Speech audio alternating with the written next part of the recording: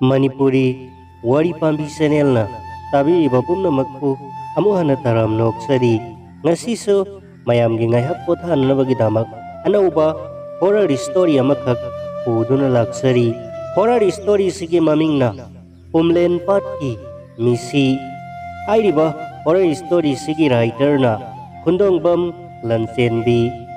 hawjik taminarasi myamgi ngaihak pothan na bagidamak puduna lakchri ba horror story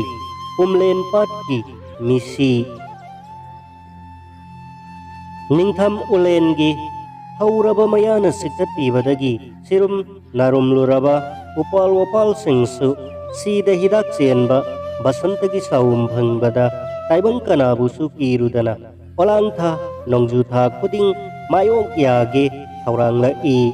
nongchup chingsang na pomna khanjin khiba korauhan basu adumak kaidana masong khalai nongpok singkhai na pombu namhatuna hazamasu adu mangai angamba kanana kalakladuna ayingbi mai thongda kanthi pudokpa makhai tanthokpiduna hasi halaba fawbada amok hekta momon tawrammi ahingi lairang kayabu yengduna aduga karigino miyoibagi punsidi saitheng amagi china tholda hangamdana lairingai atoppa saifu amasu amuk laktuna lamakhangum mamal yaudana hek mangliba paumi yaima sinpham asida lairakpa phanakpuire miyamgi sanman ikai khumnaba mina bebhar tawbiba kaya dudi marang kaina phangjarabasu pausegi office tagi pirakpa apikpa thagi sinpham madunadi yum pubada awaba ma oiri yum puba ngamnanaba masa masu semma ngamnanaba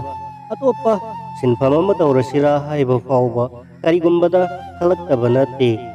adubu sahi kaya sangna mahakna journalism tawrubagi karisu kanabadi phangloidauri wakhal se khanna nungbangnana leiringai tanjaduda office tagi ringla i yaima hayengsi aikoigi paukse da phongnanaba adugane north east ki oinasu journal da hapnanaba akhanaba interview amakhaki damak belly base lalholup amakhaki luchingba amagi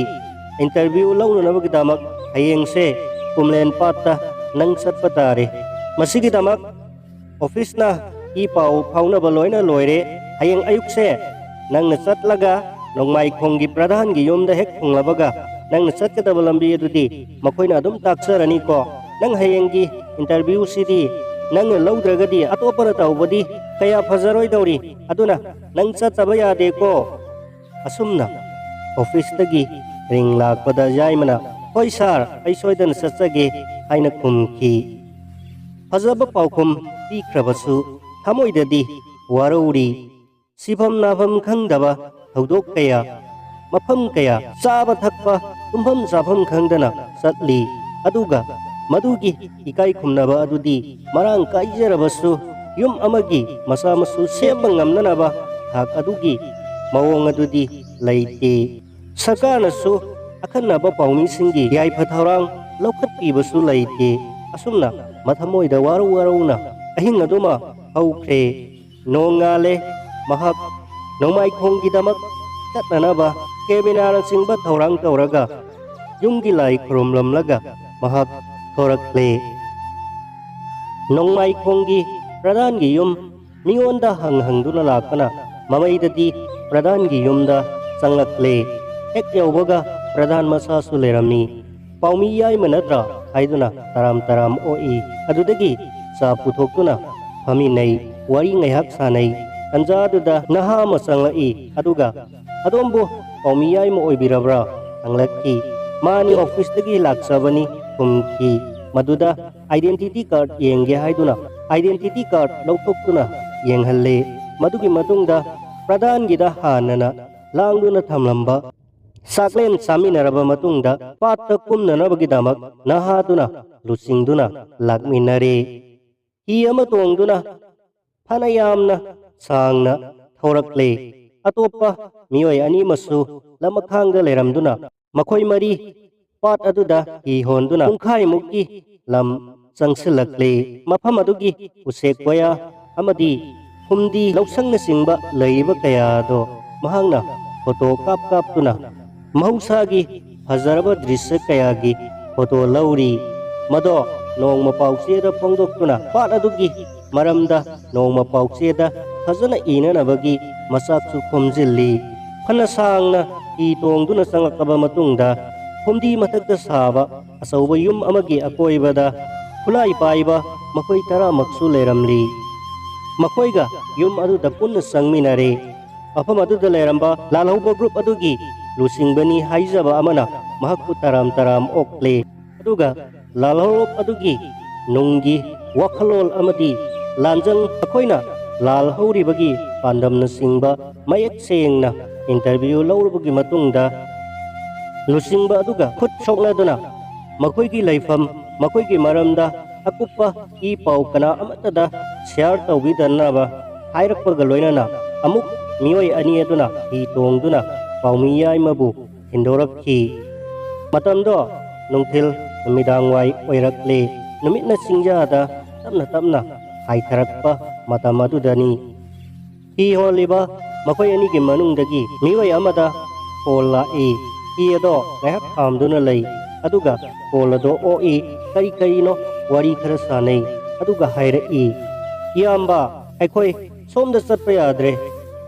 mafam asida nongmai khonggi akoibasida police commando sing saithoktuna leire haibo pau pire e aduna aikoi hojik patta leihoriba kem aduda amuk handaba yadre aduna aikoi amuk hallasi haiduna hi ado mamai leiraga yamna thuna kem adomda lakle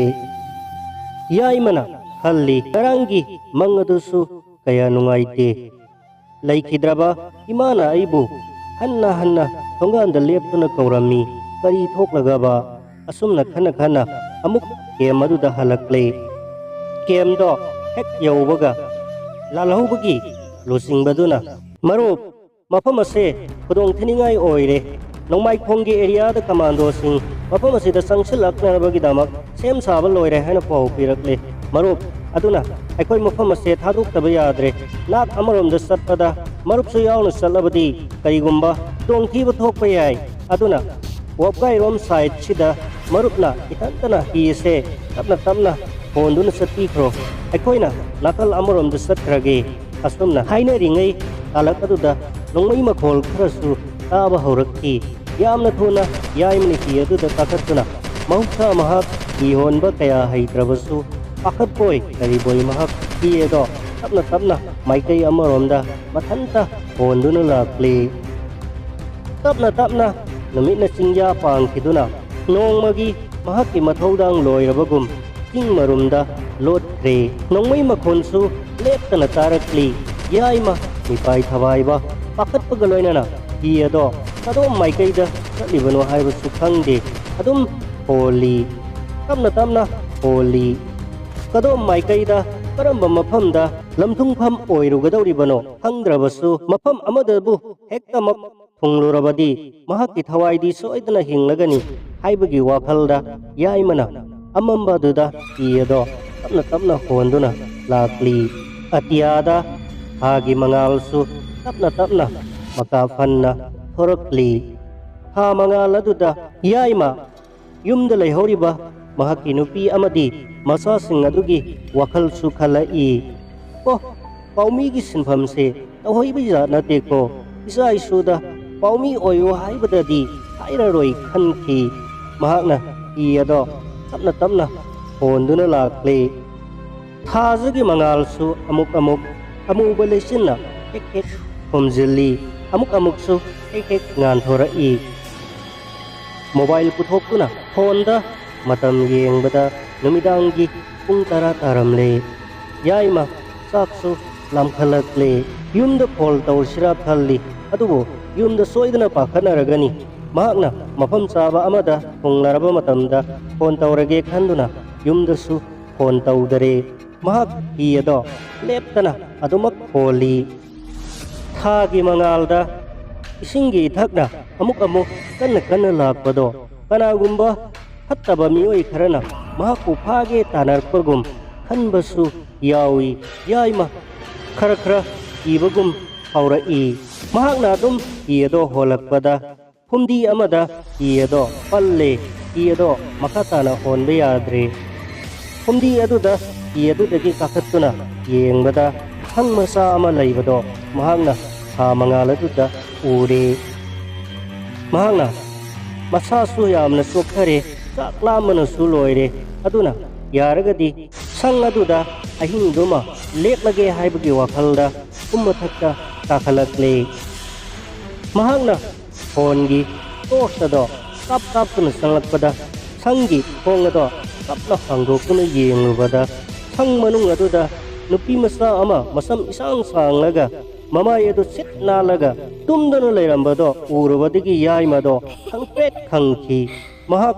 hoima hairamlaga parap amuk chenthorktuna mahakki hi mathak aduda kakhattuna yamna thuna hi ado mafam marang khangdana ising imairomda amuk hondorakki chak lambagi wabane pakhatpane kauduna mahak mafam marang khangdana ima kauduna pipak aduda mathong maram khangdana hi ado panghonda holi mahakki office ta phone tauge haiduna hol adu thirakpadasu hol ado yauramdare mahakna parap thorakpada kadaida tahorabano hangkidare hol adusu yauramdrabada ma amuk hena pakhatpa haure mahakna holibe hi ado kado maikaida kari lamda thungagadawribano aibasu khangde pakhatpaga wabaga mayamadu punsinduna anghonda holibani ngaihaktangdi hi ado yamna yangna kanagumba amana ilakpagum yangna selamni mahak harauramni adugadi ngahak leiragadi hi ado yamna kanna mahakna honjarabasu hi ado mafam lengu haiba yadare kanagumba miyoi ama anina yanbagum masi lengba ngamdare maraktasu nongoi makhol tattana tari upai leitabadagi yaimana aroiba upai oina hi mathakta amuktang lepkhallaga silda khut khalladuna hauna laurakki mafam asida kana leibage aigi thawai amukta kanbiyo kana leibage aigi thawai amukta kanbiyo haiduna leptana laurakki matamaduda higi maning thangba saruktagi yaima nangbu warabra haiba khonjel ama sat launa tarakki mahakna mamai phat leithoraktuna yengthorakpada higi maning thangba saruk aduda nupi ama hamduna leirambado hek urure yaima hangpek khangna akat mankiduna hi aduda bek launa phamtharai aduga upai leitraba migum nahak pat asigi lairembi oirabadi aigi thawai ase amukta kanbiyo aihak ngasi fawbada aranba amata tawjaraktri aigi nungsiraba itu isagi khanbiduna aigi thawai ase amukta kanbiyo palasigi lairembi ma aibo amukta kanbiyo haiduna makut lonaduna kurumlakki mahangna yengkhalakpada nupi ado amuk soi mangkhre leiramdare upai leitraba yaimana awabaga pakhatpaga mayamaduga punsinduna hi ado nawadu paikhattuna amuk tamna honge langnarai hi ado tamna holi ithak ipom sing ado uraga hena pakhatpasu fawi hi ado khara holabagi matungda amuk mahaki nawado kanagumba amana phabagum kanna yanduna laikre hi ado chatlu yadre mahakna nawado kanna phukatna nabo honarabasu ising makhada kanagumba amana kanna phabagum yanduna laikre mahakna pakhat mankhiduna khangtha thadokki nawadusu isingda thadakre yaimana lepkhattuna kana leibage aigi thawai se amukta kanbiyo haiduna hek laurakpada mahakki khong aduda masak udaba khut amana tap launa yalakki aduga isingda kanna singthaba honari mahakna hi aduda kanna makhutna yanduna khangli makhong amakhaktada singlambadagi makhong ani do khut anina paiduna kanna singtharakpadagi mahakna kanna hi aduda yalambadagi singthabagi pangaladuna hena kankhibana hi ado mathang makha thok onthokki yaima sing manungda jom launa tasin kre Yaimagi manakongda samin namin Patki lairembina awa tengtharaduna isay sakpagumsu tarakli. Yaimana hanakanna iroiduna mahaki makokado amuktang imaida phaugatuna sor honnanaba laknarabasu ising manungdagi phaugatpa sungam ngamdana adumak mahak ising manungda thawai thare. Mahaki thawai aduna hakchangdagi hek maningtamna thoraklaga atyaduda chatkrabada kana amatana phajin punsinbidraba ningtamlaba mioi amagum ningtamna haraubagi minok ama noklamduna adumak chatre. Nongalabada yahunganba pata saktaba usek koya amadi mioi kayana yaimagi asiba hakchangna imaida tawkhalamba mahaki camera hapa khawaduna isingda tawduna leramba matawada urubada mioi khudungmakki thamoi kainaki. Fajakraba pat adugi warisu yaimagi hawai yaudraba hakchang aduna masak thianbagum pendabagi wari tana ngasi fauba yumthong khudingda ninduna leiri.